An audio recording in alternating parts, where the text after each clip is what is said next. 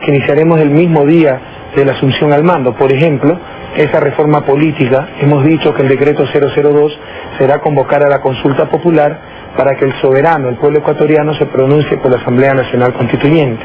También es necesario enviar a refinar nuestro petróleo a países amigos con capacidad de refinación, porque en este momento Ecuador pierde centenas de millones de dólares porque estamos exportando crudo y por otro lado estamos importando derivados. Se tiene que hacer también toda la política de reactivación económica y de ataque al desempleo, sobre todo a través de microcréditos masivos a la economía popular. Todas estas son acciones que empezarán el mismo día de asunción al mando.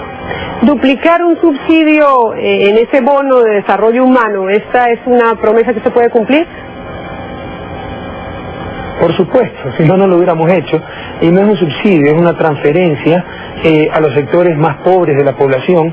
Esto tiene un fuerte impacto en la disminución de la pobreza absoluta e incluso tiene impacto en el aumento de la tasa de escolaridad.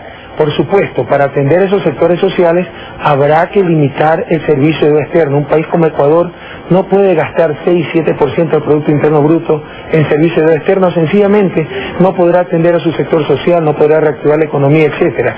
Hemos dicho claramente que en forma soberana y firme renegociaremos la deuda en sus tres tramos, en el tramo comercial, multilateral y bilateral. Para nosotros la vida está antes que la deuda. Bueno, ya que habla de la deuda externa, cuéntenos un poquito en detalle qué significa esto de renegociar. Usted habla de entrar en una cesación de pagos. ¿Por qué no es un poco más específico en esto? Y explíquenos cómo contrarrestar un poco esa señal tan negativa que puede enviar a los mercados, porque muchos dicen que esto ahuyentaría la inversión extranjera en Ecuador. Bueno, ese es precisamente el cambio de paradigma que está viviendo América Latina y en este caso concreto Ecuador. Ya basta de sociedades sometidas a estas entelequias llamadas mercados. Los mercados, que son una realidad económica, son buenos siervos pero pésimos amos. Los mercados deben estar sometidos a las sociedades y no viceversa. No sé si estemos mandando señales negativas a los especuladores financieros, pero estamos mandando señales muy positivas a los dueños de la democracia, que es el pueblo ecuatoriano. En todo caso, esto no espanta en absoluto la inversión extranjera directa, a lo sumo espantará la inversión especulativa, que es de muy dudoso beneficio para nuestro país y para los países del tercer mundo en general. Por ejemplo, América Latina debe conocer que el país que más recibe inversión extranjera directa se llama China, una dictadura comunista que hasta hace un par de años ni siquiera garantizaba la propiedad privada y que ni siquiera tiene índice de riesgo país, todas estas novelerías que se han creado en los últimos años para asustar a nuestros países. Esa inversión extranjera directa viene con gobiernos honestos, con políticas claras, con liderazgos firmes, y eso precisamente será el gobierno de Alianza País. No viene dando supuestos mensajes a los especuladores financieros para decirles, les vamos a garantizar el retorno a su especulación. En consecuencia, no creemos que estemos mandando mensajes negativos a la inversión que realmente nos interesa, que es la inversión extranjera directa. Probablemente esa inversión especulativa sí, y en buena hora si no viene al país. En términos, por ejemplo, de los contratos petroleros, ¿cómo afectaría una decisión de estas? Bueno, la inversión petrolera va a seguir viniendo, si es el negocio más rentable del mundo. El año pasado solo 3 petroleras lograron $1.000 millones en utilidades. La rentabilidad de ciertas petroleras alcanza el 150% sobre el capital invertido. Entonces va a seguir viniendo. Pero en todo caso, Ecuador también necesita renegociar los contratos petroleros con las transnacionales porque son tremendamente perjudiciales para el país. En promedio, de cada 5 barriles que extraen estas empresas transnacionales, se nos llevan 4 y nos dejan 1. Eso es absolutamente intolerable cuando el recurso es del Estado. Entonces iremos a una renegociación de los contratos petroleros en cuanto a volumen de producción y de participación para el Estado ecuatoriano. ¿Cuál sería ese porcentaje de volumen y participación bajo el nuevo esquema de contratos petroleros en Ecuador?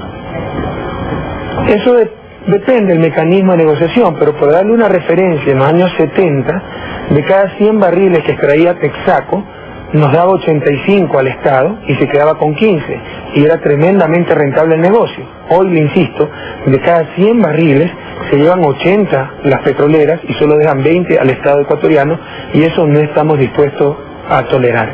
Para cerrar el tema económico, señor Correa, usted nos acaba de decir que no va a devaluar la moneda. Esto significa que se va a mantener la dolarización.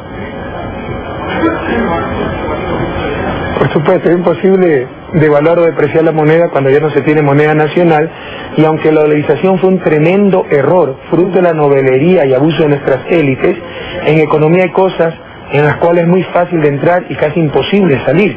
Una salida o ensayar una salida a la dolarización podría crear en Ecuador una guerra civil.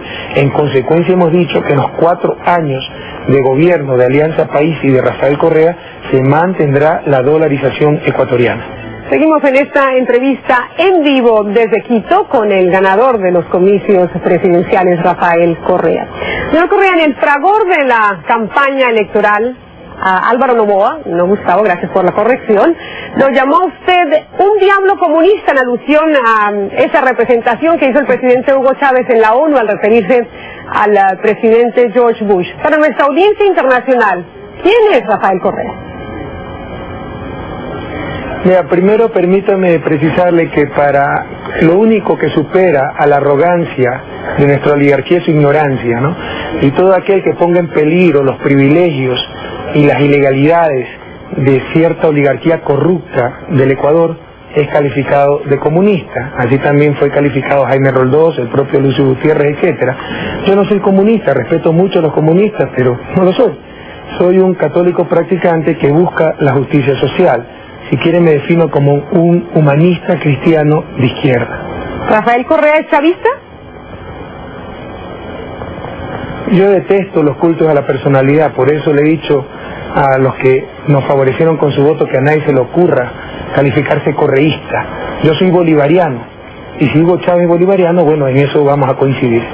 Hoy Chávez dijo que cada día estamos más acompañados después de conocer su triunfo. ¿Qué significa para el Ecuador unirse a este bloque de países que lidera esta revolución bolivariana de Hugo Chávez en América del Sur? No es la revolución bolivariana de Hugo Chávez, esto no lo hace Hugo Chávez, lo hace todo el pueblo latinoamericano. Estamos hablando de más de media docena de gobiernos en América Latina que han elegido la misma ruta. Néstor Kirchner en Argentina, Lula da Silva en Brasil, Hugo Chávez en Venezuela, Evo Morales en Bolivia, Tabaré Vázquez en Uruguay, Michelle Bachelet en Chile y ahora Rafael Correa en Ecuador. Y se trata de que América Latina no está viviendo una época de cambios, está viviendo un verdadero cambio de época en que gracias a Dios y al pueblo latinoamericano estamos superando la larga y triste noche neoliberal, estamos superando las políticas del consenso de Washington que han regido el desarrollo latinoamericano en los últimos 20 años y que para vergüenza de los latinoamericanos fue un consenso sin países latinoamericanos, imagina usted, dictado desde Washington. Entonces estamos empezando una nueva era para América Latina con modelos o procesos alternativos que en verdad busquen la soberanía, la dignidad, la justicia social y no simplismo como esto del libre aperturismo, el sálvese quien pueda y los mercados la entelequia perfecta y no reconocer sociedades ni ciudadanos, sino tan solo mercados y consumidores. Creo que América Latina está superando la larga y triste noche neoliberal. Le agradecemos muchísimo que nos haya acompañado esta noche aquí en Panorama Mundial, señor Correa. Muchas felicidades, buena suerte.